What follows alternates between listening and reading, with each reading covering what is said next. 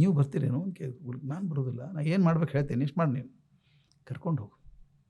ಮ್ಯಾಲೆ ಹೋಗಿ ಗುಡ್ಡ ತುದಿ ಕರ್ಕೊಂಡು ಕೈ ಕಾಲು ಕಟ್ರಿ, ಮೊದಲು ಮ್ಯಾಲಿಂದ ತಳಿಬಿಡ್ರಿ.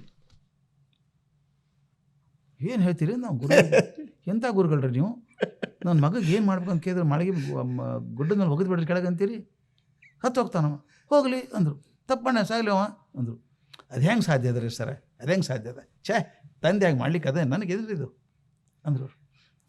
ಗುರು ಹೇಳಿದ್ರಂತ, ಅಲ್ಲಪ್ಪ ಮತ್ತು ಇದೇ ನೀನು ಅವ್ನು ಶಿಕ್ಷಾ ಕೊಡ್ಬೇಕಂತಿದ್ದು ಏನಪ್ಪ ಅವಾಗ, ನಿನ್ನ ಮಗ ಅಂದಾಗ ಕ್ಷಮಿಸ್ಬೇಕು, ಬೇರೆದವ್ರದ್ದು ಯಾವಾಗಲೂ ಹಂಗೆ ಅಲ್ಲೇನು ಮತ್ತೊಬ್ಬ ಬಲಿ ಹಾಕ್ಬೇಕ್ರಿ ಅವ್ನು ಬಿಡಬಾರ್ದ್ರಿ ಅವನ್ನ ಅಂತೀವಿ. ನಮ್ಮ ಮಗ್ಗ ಆದರೆ ಏನು ಮಾಡೋದು ಸರ್, ಆಗ್ತಾವೆ ತಪ್ಪು, ನಡ್ಕೊಂಡು ಹೆಂಗೆ ನಡ್ಸ್ಕೊಂಡು ಹೋಗೋದು ಸರ್ ಅನ್ನಂಗಿಲ್ಲ ನಾವು. ಅವ ಗುರುಗಳು ಕೇಳಿದಂತ, ಅಲ್ರಿ ಇಷ್ಟು ಗುರುಗಳು ಹಿಂಗೆ ಹೇಳ್ತೀರಿ, ಮಾಳಿಗೆ ಗುಡ್ಡದಲ್ಲಿ ಹೆಂಗೆ ತೆಳಗಾಕಂತ ಹೆಂಗೆ ಹೇಳ್ತೀರಿ ನೀವು, ಹಾಕ್ಲಿಕ್ಕೆ ಒಪ್ತೀರಿ ನೀವು, ಇಲ್ಲ ಒಪ್ಪೋದು ಸಾಧ್ಯ ಇಲ್ಲ. ಅಪ್ಪ ನಾನು ಹೆಂಗೆ ಒಪ್ಪಲಿ ಅಂದ್ರಂತ.